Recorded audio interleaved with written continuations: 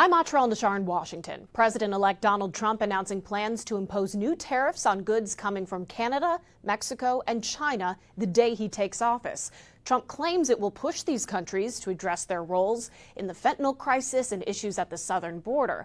But most economists warn tariffs will mostly punish American consumers.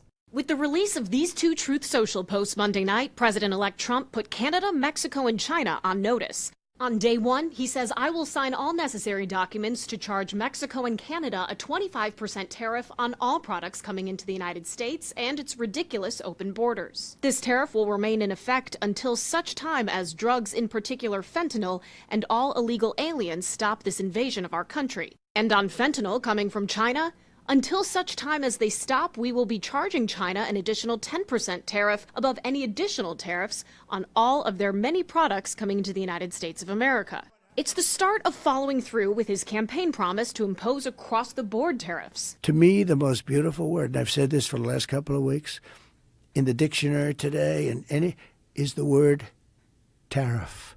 It's more beautiful than love. Economists warn tariffs of this magnitude will inflict the most pain on American consumers by raising prices on everyday goods.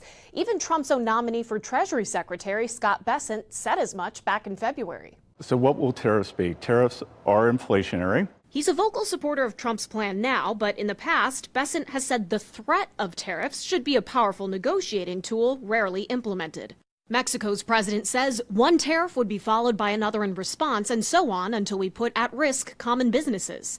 China warns no one will win a trade war, and Canadian Prime Minister Justin Trudeau will soon gather regional Canadian leaders to discuss a path forward. After all, these tariffs would violate the terms of the USMCA, a trade agreement Trump negotiated in his first term. Back in the U.S., the private sector is bracing for impact. If we look back historically, when tariffs were enacted 7 years ago, it did result in higher prices for customers. Trump rejects claims his tariffs will raise prices on Americans, and if he follows through with promises from the campaign trail, they'll be targeted at many more countries to come.